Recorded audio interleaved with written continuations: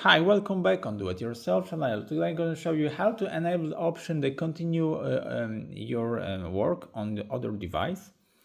So to enable this option, slide up, go to settings, and there is a connected device, and there is the continue apps on the other device.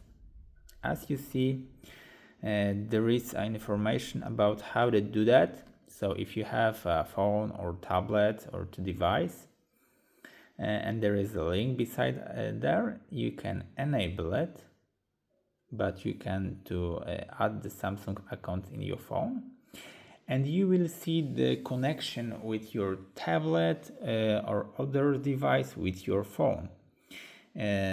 So after that you have a strong way to work better.